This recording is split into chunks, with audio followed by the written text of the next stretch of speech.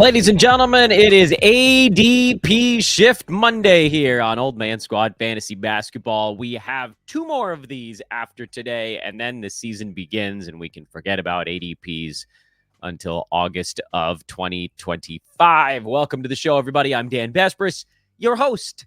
I'm at Dan Besbris on Twitter, and you can find the network feed over on Twitter at Old Man Squad. That one will follow you back, by the way. You'll get a bonus follower out of the ordeal. You can check me on that. I'm mostly caught up. I think I'm within like 1 day's worth of followers on the follow back. Also, Old Man Squad Fantasy over on Instagram. That is for all the shorts that I've been putting out. Also available on YouTube and some on Twitter as well. Bet Online is the world's most trusted betting platform and your number one source for everything football. Bet Online is every stat, every matchup, and even live odds and spreads to bet on during the games. Think you know your stuff? Get in on a $200,000 mega contest by picking 5 games against the spread every week for your chance at weekly prizes and a share of that $200,000. And when the game is over, head down to the Bet online casino, get in on some blackjack or poker, or unwind with one of over 150 slot games. Head to the website today to head in on the action. Get in on the action. I didn't sleep that much last night. Bet Online. The game starts here. Today, we are, you guys know the drill, checking out ADP shifts over the last week. I don't think there's any reason to check in on these more than once a week.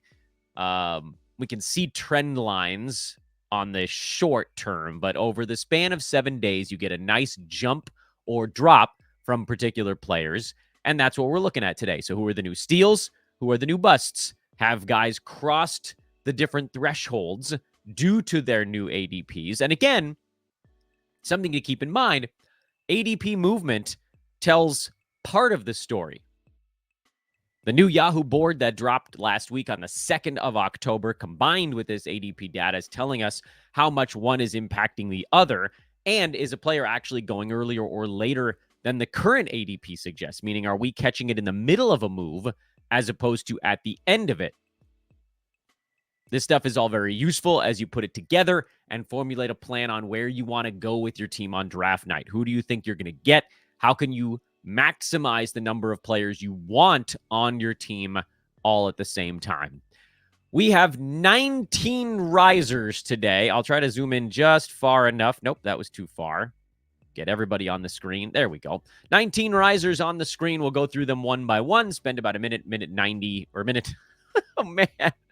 My older kid woke up at 4 in the morning, and none of us went back to bed for more than 15, 20 minutes at a time since then. So today's going to be a weird one, folks. Try to slow myself down. I know I already talk slower than most, but today's going to be molasses voice. What I was trying to say is that I think we'll probably spend about 90 seconds, also known as a minute 30, Vespers, on each one of these damn things. Whew, provided my brain doesn't leak out of my ears. The first name on the board is Anthony Edwards, who had his pre-rank go up, and not surprisingly, his ADP's gone with it. Now it's at 11.5 on the ADP scale, and in my opinion, we were finally getting Anthony Edwards down where he belonged prior to this recent board rearranging, which was mid-second round, an opportunity to get there by totals. He's got no shot. I know you guys keep telling me that I'm being too hard on him, but this dude got to 20-ish, I think, mid-20s by totals last year, just by basically playing in every single game all season long. If the only way for the guy you're picking to get to their ADP is to play in 95% of their team's games, you're putting too much on that occurrence. I don't even need to get into the numbers, because there's almost no way that his fantasy profile changes enough to get him from an early 4th to a 1st per game. The only way he gets here is totals, and I don't want that. James Harden, 18.2. That's on the rise also. This was actually a pretty big jump for Harden week over week. Like, you don't usually see guys move that far this late in the process. James has now moved 7.5 slots since the fantasy draft season opened. That is crazy for someone who was already basically pre-ranked inside the second round. Guys just don't move more than a half round at the top of the board. And two guys have this year. One of them is James Harden. The other one is Kyrie Irving, ships passing in the night, basically, those two guys. Harden up to 18.2 and rising. His pre-rank is up at 12, so his ADP is going to keep going up. He'll be drafted towards the end of the first round, beginning of the second.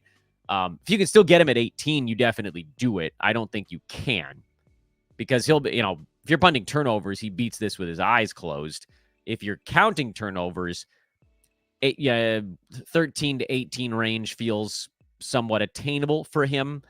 But again, for these guys at the front of the board, like, it's not that big of a deal if turnovers are problematic, because a lot of the guys in the first round have bad turnovers. So Harden, I'm definitely good with him at 18. If he's really on his way to, 12, 13, 14, that's about the upper limit. But that's fine. LaMelo Ball is the third riser on today's board. He's up to 24.6.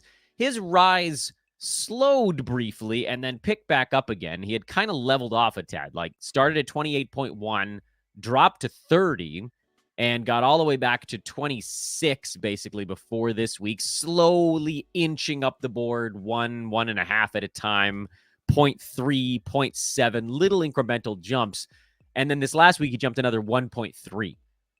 So probably an indicator that LaMelo is now going more towards the last 4 picks of the second round as opposed to kind of the second, third turn.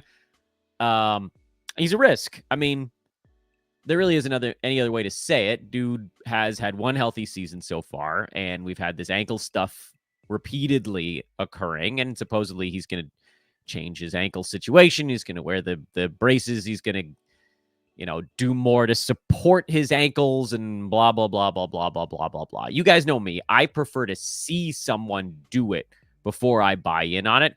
But at the same time, he's an unbelievable fit with Wemby. If you can get him, in that like second overall or first overall, and then second to last or last pick of the second round, it's hard to pass him up at that juncture. If I'm building on a team where he's not a perfect fit, then I probably just choose to kind of skip past LaMelo. Cat, very much on his way up. This one doesn't tell the whole story. His ADP is at 28.4 right now, but it's going and it's going fast. He jumped 5.1 over the last week with the trade news, with the pre-rank shift from mid-30s to early 20s. He's going to go late second round, and that's fair. That's about where he belongs. Again, this number doesn't really tell the whole story. He's going probably 5 slots earlier than this, and that's fine. Jalen Williams on the board here. It wasn't a big jump week over week, but I thought it was worth just kind of noting it almost tangentially because he's been moving, and this was a bigger move for Jalen than the previous couple of weeks. In fact, it kind of took a while for this one to get going on Jalen. He opened at 43.8. He moved up 0.3, then 0.9, then 0.1, then 0.4, then 0.9, then 0.7. Jumped 1.4 on this one. This is the biggest individual week jump for Jalen Williams, and it's largely because Yahoo moved him into the 30s in their pre-rank board. He is on his way to pricing himself out, but not there yet. Because we saw Jalen after a slow start last year, he was a mid-30s guy the rest of the way. So if you're drafting him in the mid-30s, great. That's totally fine. If there's any improvement over last year, that's how he inches out in front of that number. Zack LaVine up to 65.9. Only a jump of 2 over the last week, but also the biggest move for him since the third week that we were tracking this stuff. He's actually up 10 over the span of the full draft season. So up to 65.9 overall, probably going more towards kind of end of 5th, beginning of 6th round, as opposed to the ADP suggesting mid-6th. And I'll admit, this one frightens me a little bit. And people are like, what the hell are you talking about, Dan? Zack LaVine, when he was healthy, he was an absolute Goliath. Well, sort of. So LaVine's really good seasons had him right around 50-ish. DeMar DeRozan was part of that equation. So he was, splitting his opportunities. If you go all the way back to 2020, 2021, when he was taking closer to 20 shots a ball game, that's when he got inside the third round. I don't think with the way Chicago's building, that LaVine is going to get 20 shots a game. It feels like, even though DeRozan's gone, Kobe White's going to pick up a lot of that stuff, and Lonzo Ball is coming back, and they brought in Josh Giddey. And it just feels like we're looking at a Zack LaVine that is not as bad as this past season, where he was number 81 on only 15 shots a game because he was banged up and sort of not going full bore. But, 17 to 18 shots a game, which gets him kind of in that 50 to 75 range. And that's basically where he's getting drafted right now. When draft season started, when the fantasy seasons opened up and he was going at 76, I thought that was a pretty good spot to take LaVine.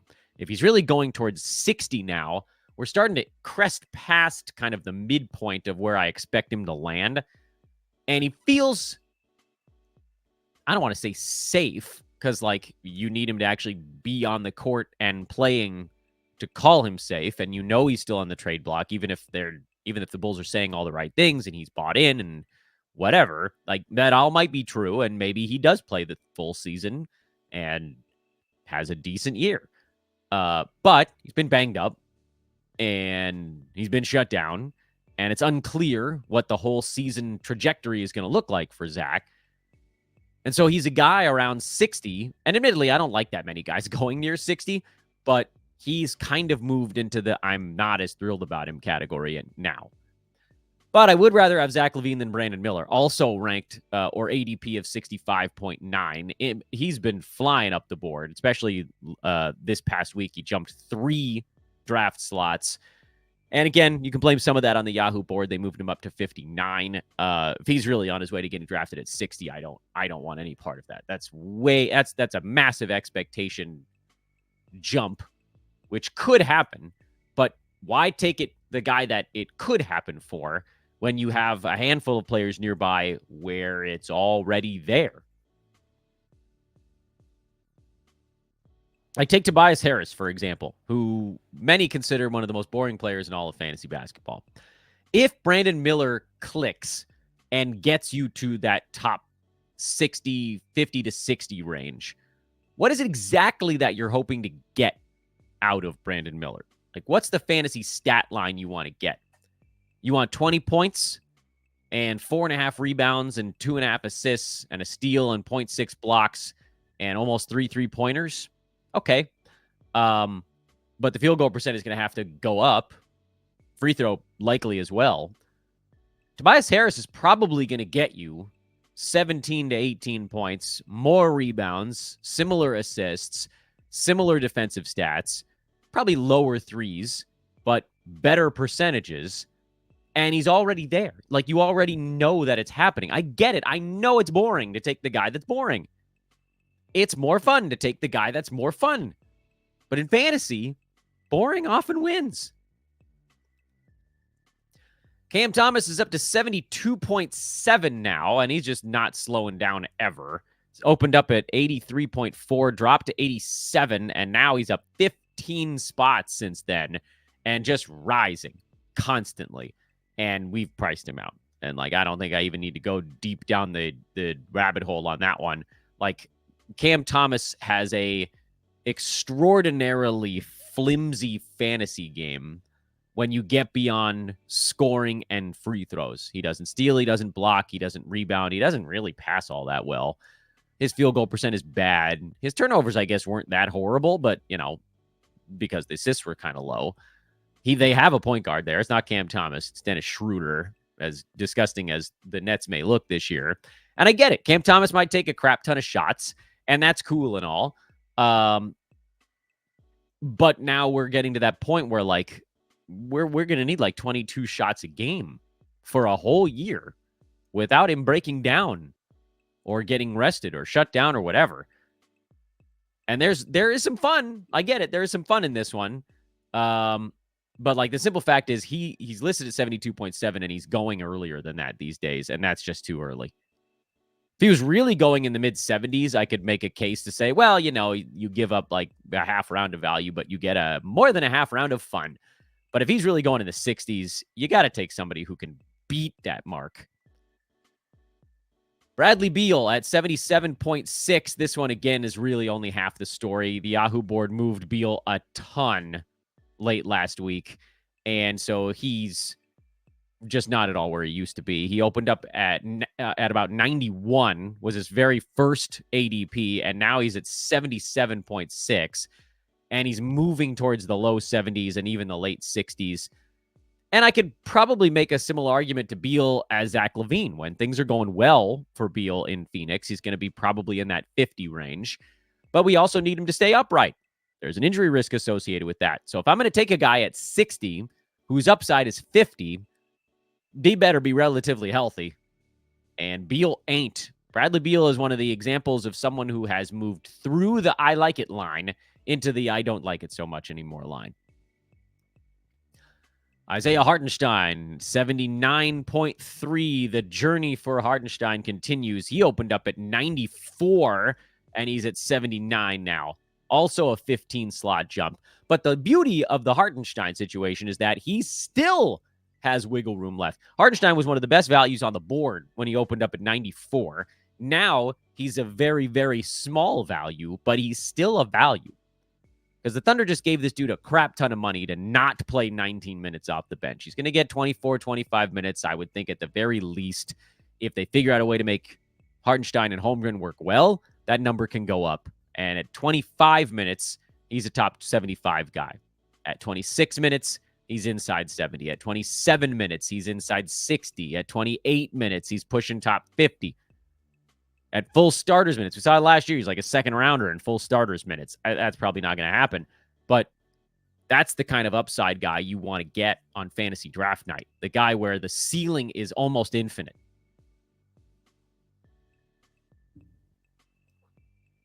Anfernee Simons is up to 85. It's his first real move during draft season. And again, you can blame a lot of it on the Yahoo new board. I'm not into the Simons experience. I mean, he's fine. He's going to chuck up shots, but he, like Cam Thomas, has a very, very narrow fantasy game. Simons scores and hits threes, and then every once in a while he'll have a few extra assists, but I don't think that's really going to be the case this year, with Scoot likely running point most of the season. He's the starting point guard. Portland, I believe, announced that over the weekend. No defensive stats, bad field goal percent, good free throw, but doesn't take that many of them, and I don't like it. And, if you're punting field goal and turnover, Simons actually fits relatively well. But you almost want those guys to be your assist steals dudes, if that makes sense. This is a punt, field goal, punt, turnover, just points kind of guy. Grumble. Jordan Poole at 93.1. He's on the way up also. Unfortunate, but true. He just kept falling until Yahoo was like, nope. Putting the brakes on that. They moved him up about 2 rounds on their last board. And so Poole's probably going to start going, I would think, back in the 80s again. And I still kind of like him there. I love him in the 90s. I think it was a great shot to take in the 8th round. If I got to do it in the 7th, I could probably convince myself to. I don't think I'm going Poole in the 6th. But Poole in the 7th, I'm still fine with. And right now, this ADP suggests he might still be going in the 8th round. I know this is end of 8th round, but it's on the way up, and it's on the way up fast. 7th is fine. 8th is great, is sort of the Jordan Poole feeling I have right now, because they basically said, look, he's the point guard. We're not going to do the Malcolm Brogdon until he breaks down thing. So let's get nuts. Jonathan Kuminga up to 95.6. I don't have strong thoughts on this Kuminga situation. He had actually been falling pretty much since the board opened up, down as low as 98.6. Fahrenheit, and now back up to 95.6. I'm just not that excited about Kuminga. I think he has some holes in his fantasy game that only a ton of usage is going to fix, and it's not clear that he's just going to get gifted all of that. He's going to score a bunch, he'll rebound a little bit, and a couple of defensive stats, but the rest of the stuff is a little bit suspect. So, pass. OG Anunoby, finally, it clicked in. He's up to 91.2 now, but he jumped 6 slots over the last week, so that's going to keep on going. And frankly, in the time it took me to record and get this show out over the last half day, he's probably going even earlier. Let's see. Is he already earlier? Yeah, he's up to 89.4 in the last half day. That's another almost 2. So Anunoby's on his way into the early 80s. I'll pass, actually, there. I'll pass. I would rather take a healthier 3-and-D guy a round and a half later, like a Herb Jones or an Alex Caruso, or even, Jalen Suggs is not what you call a healthy guy, but even Jalen Suggs, like, you can get these guys round and a half, 2 rounds deeper than OG right now, and I don't think their fantasy lines are going to be that different this season. So that was OG. Bogdanovic up to 94.7. He jumped 5 slots. And he's another one where I bet if we check it now, he jumped another 1. So not as obscene as the OG speed. But Bogdan's probably going to start going in the 80s now. And he was a guy that I thought in the 9th round, and even some spots he fell into the 10th. But 9th, 10th round on Bogdanovic was an unreal steal. And I talked about that on plenty of shows over the last month and a half. This is a bummer. It puts a damper on the Bogdanovic appeal if you have to go get him in the 80s, kind of like the Jordan Poole situation. And which one of those guys do you lean towards? Probably the starter in Poole, but I don't again, coin flip. And before you could potentially get both of them in back-to-back rounds, and now you might have to pick between the two unless you could get Poole in the 7th and maybe Bogdanovic at the beginning of the 8th round or something like that. I like both of those guys, and unfortunately, they're both having their value trimmed substantially by this latest Yahoo board. Let's assume Bogdanovic is going in the 80s now. I still think he beats that number, but now we're talking like round and a half value instead of 3. 3 is excellent. 3 is what you really want, and a round and a half is what you settle for. Colin Sexton up to 109.2. He was a guy who had his pre-rank, and this is, again, like the whole story, shifted by 40 for Yahoo. So the ADP is going crazy. He's up 10 over the last week, and I don't even know if I could find him on the board fast enough to tell you what he's at now, but I can pretty much promise it's higher again. Where are you, Colin? Up to 106.5? How much is that? Oh, he's jumped like another 2.5 in the last day. So he's well on his way inside the top 100. I don't know if I really want Colin Sexton inside the top 100. Maybe I'm being a butt about the Colin Sexton thing. He was number 71 the last 2 months last year. 1.1 steals, 21 points on good percentages. I guess that's repeatable. Maybe I'm just being angry because of how far he's moved here. I don't think I would take Sexton in the 70s. I think 70s is about the best case for him. 70 being probably the best case. If you can get him at 90, I still think there's probably a case to be made. 80s is razor's edge with Sexton. I know that the ADP says 109.2, but I promise you that's not correct, because if that ADP is still shifting 2 to 3 slots daily, then by the time we do this next week, it's going to show 90-something. So 90s, I think I'm still just barely okay with it. And we've got 3 late guys on the move. Donte DiVincenzo, Brandin Podziemski, and Amen Thompson. Those are the 3 late dudes that have seen their numbers jump by 3 or more over the past week. DiVincenzo up to 119.5. Podziemski up to 119.3. Amen Thompson to 121.2. I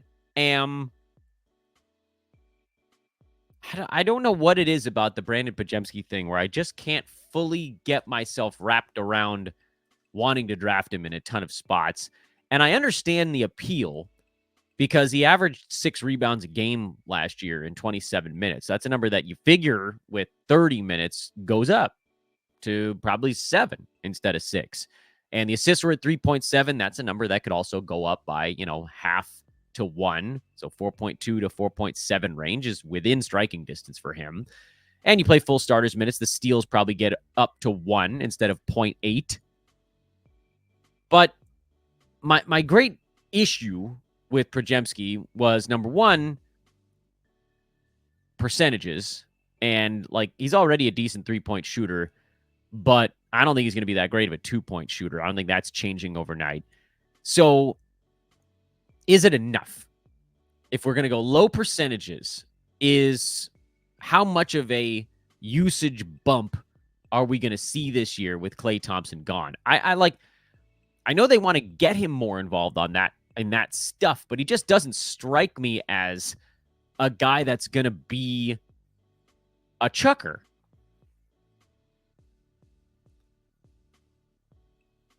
I don't know that he's ever really been a chucker. Like, obviously, he scored more Santa Clara. When you're in college, you're just expected to. I think it was at like 20 points and 9 rebounds a game or something like that. But is that going to translate now to the NBA? Is he going to go and just start firing away? He had one game last year where I think he went 10 for 18. Scored 25 points. Okay, that's a lot. But, like, are we really thinking that the scoring is going to jump from 9 to like 14 or 15? Or are we thinking that it goes up by like 10%? So is it going to go from like 9 to 10 or 11? Now, 11, 7, and 4.5 is a pretty good baseline with a steal if the percentages aren't killing you. What if everything clicks? I guess is the question on Podziemski. What if everything clicks? What if he does take an extra 3 shots a game and 9 points becomes 13 or 14 to go along with 7 and 4.5? What if the field goal percent and free throw percent both improve a bunch? Now, he didn't get to the foul line really at all, so that's sort of not consequential. But what if the field goal goes up from 45? What if he fixes the percentages to some degree? How high could he go?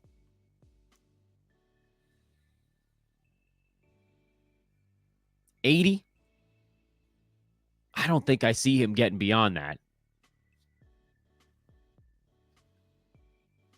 Because we saw Podziemski get pretty good minutes down the stretch with the Warriors last year, and it didn't really translate to fantasy value.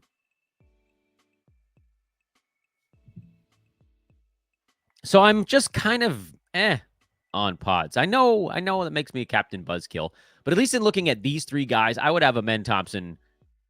Of those 3, I would pick him basically 100 times out of 100. I think Donte DiVincenzo is looking at a top 100 kind of year, similar to his Golden State tenure.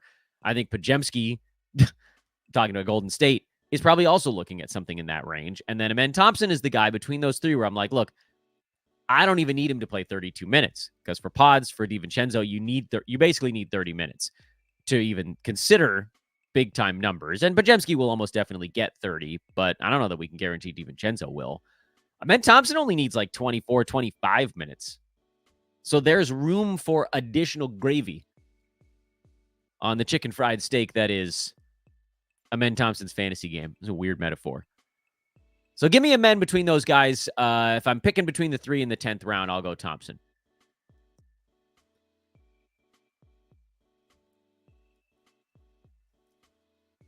Here are your ADP fallers for the week, and there aren't as many of them, so don't worry, we're more than halfway through.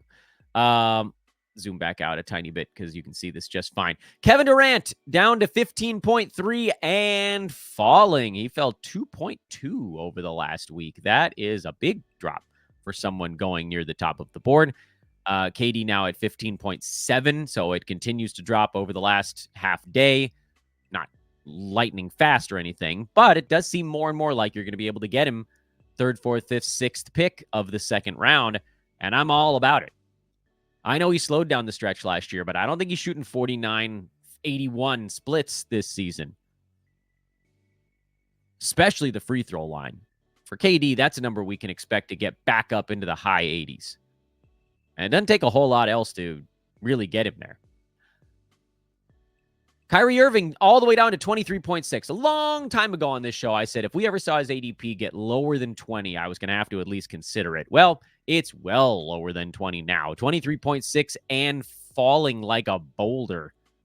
24.2 now as of this morning. Wow. Whew, that's going fast in the south direction.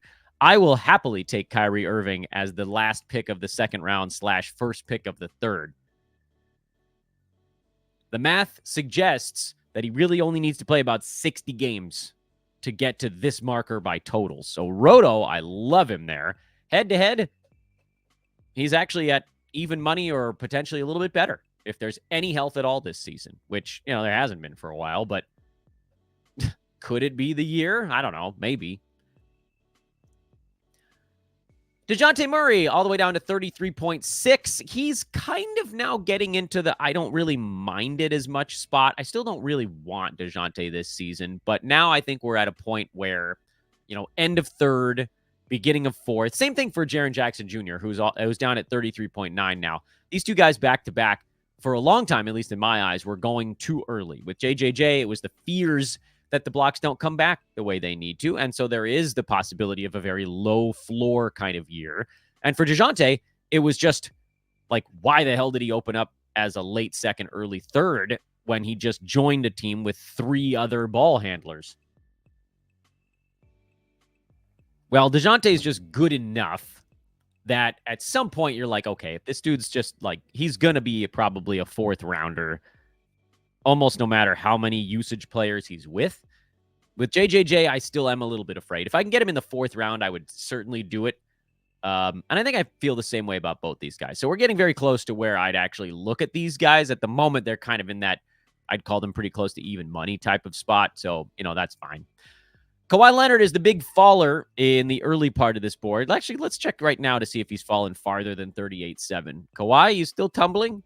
38.7 is now 39.9. So the tumble continues, and I'm all in now because it looks more and more like you're going to be able to get Kawhi towards the middle end of the 4th round, which is where I was considering taking a shot on Jimmy Butler. And you guys remember, if you've been listening to me throughout draft season, you remember, my biggest fear was that I was going to end up with Kawhi in the 3rd and then looking at Butler in the 4th, and then my team was going to have way too much age and injury risk. But now, both of those guys are 4th rounders. So I get to pick, I think. We'll see, I guess. It depends what pick I have in the 4th. Between Kawhi and Jimmy Butler, I'll take Kawhi because he's got top 5 per game appeal. And you basically need like 55 games out of Kawhi to get him to the 2nd round probably this year. So, yeah, I'm all about it. Jared Allen down to 50.9. Not a huge fall, but just notable because he's pretty reliably going in the 5th round now. And I think he's a really safe and effective play there. So I like Jared Allen in the 5th at 50.9 or wherever you think you're going to be able to get him. That's fine. He's safe. He's unexciting. He's probably not going to be better than a 4th rounder per game, but he's probably also not going to be worse than a 6th. And sometimes just getting a nice, quiet, reliable, slim win is okay. Jamal Murray at 50.8. He did play in Denver's preseason game. I think they were in Abu Dhabi over the weekend. I'm a little worried about Jamal, but also he's now falling far enough where I feel like we almost have to take a shot on it because Jamal Murray, when healthy last year, was number 32 per game as a high efficiency point guard. He was sort of like a very poor man's iteration of Kyrie Irving. Kyrie was at 26 points. Jamal Murray was at 21. Kyrie 3 threes, Jamal 2.5. Kyrie 5 rebounds, Jamal 4. Murray actually out-assisted him by 1. Kyrie 1.3 steals, Jamal Murray 1. Both guys were better than a half a block a game. Kyrie 49.7, Jamal 48% from the field. So, like, Kyrie is the ultimate efficiency point guard, and Jamal Murray was like, you can't get the really, really good one? How about this other one? And we're getting to a point now where Jamal has a 20 rank gap between his expected per game and his expected draft slot. So how much injury risk, like how much are you willing to take? If I don't have a ton, if I took Kawhi Leonard in the 4th round, I'm not going Jamal Murray in the 5th. But if my first 4 are relatively stout, hell yeah, I'll take Jamal Murray in the 5th. But just don't overdo it on risk. Devin Vassell on injury news and Mark Williams on injury news. In fact, I'm going to put both those guys in one discussion point together right now. Vassell is down to 75.9, pretty good size drop-off for Devin of 6.3 slots. And Mark Williams fell 8.5 down to 85.8, meaning those guys are actually going later than the board suggests because, again, of how fast they've been falling. Mark Williams is down to 87.9 as of this morning. So, again, in the half day, it took me to catalog all this stuff and then put a show out about it. It's another 2 slots lower. So Mark Williams is going in the 90s now. And Devin Vassell, do we think he's going in the 80s? What's he at right this second? It's worth a quick check. 77.2. So still falling, not quite as fast. So Vassell probably going around 80. Mark Williams almost definitely going in the 90s in drafts. And it's a risk-reward thing right now. Between these two guys, I think I'd probably rather take an 8th-round pick and use it on Mark Williams than a 7th-round pick on Devin Vassell. Which is weird, I know, because Mark Williams has shown an inability to actually get back and be healthy over the last year, and Vassell has gotten healthy. And neither one of these guys has, like, the injury news on both of them is fairly nebulous right now. Look, if you're drafting today, October 7th, what we know about both of these dudes suggests we don't know very much. So I don't think I would draft either of them right now. Not even at this new, much deeper slot. Now, if they continue to fall, and we continue to have very little information on when they're expected to play, and, like, let's say Vassell falls into the late 80s, early 90s, and you have to consider it. Let's say Mark Williams falls outside the top 100. You almost definitely have to consider it. But where they are right now, I think the confusion, like, I know it's tempting, but it's probably better just to not take that dice roll. Try to draft guys that are healthy on day 1 of the season. Please, I beg of you. Kristaps Porzingis at 97.1. Not that anybody cares at this point. He's fallen from 55.5 to 97.1. Yahoo had this one way off at the beginning of draft season. I only put him on the board because I thought it was funny that he's fallen 47 slots. Oh, merciful heavens, or whatever it is right now. 42 slots, sorry. Do the math. Clint Capella is an interesting one because we talked repeatedly about how stupid high he was getting drafted. Yahoo finally adjusted him back down the board, and he's now going back towards the edge of the top 100, which I have no problem with. It was when he was going in the early 80s, and I just kept asking, what the hell are we doing here? What are we doing here? But Capella's going end of the 8th round, early 9th, and that puts him pretty close to the other punt free throw big men that are floating around in that range. He's still a little bit in front of most of them, but, like, you've got Walker Kessler, who it sounds like is going to be the starting center for the Jazz. By the way, I'd love to take a shot on him near 100. I think that's a big piece of news, and I don't want John Collins at all anymore. But you've also got, well, Ivica Zubac is not a terrible free throw shooter, but Zubac is in there. You've got an Onyeka Okongwu who might not be ready to start the year, and part of the reason that Clint Capella is a little bit more appealing now. You've got Daniel Gafford, Derek Lively, Trace Jackson-Davis. Those guys are all mushed in there between basically like 98 and 110. So screw it. Throw Capella in that mix also, and you've got basically half centers in the, what is that? That's like the 9th round? The 9th round's just like all a bunch of big men where we don't exactly know what they're going to do this year. So Capella in the mid-90s when this is all said and done, mid to late 90s, that's fine. I'd rather have Kessler. I'd rather have Zubac. So it doesn't tank the free throw thing. Might even rather have Lively. That one's close, though. And finally, Mike Conley. There was a little itty bitty piece of news about Mike Conley maybe getting a few more days of rest this season. I don't care. I truly don't care. He took a bunch of days of rest down the stretch last season after pretty much playing in every game early in the year, kind of established the culture.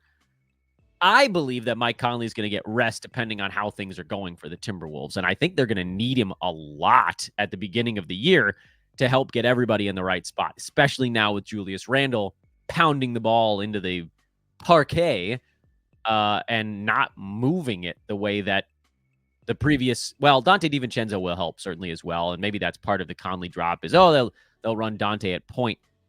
Yeah, I mean, maybe a little.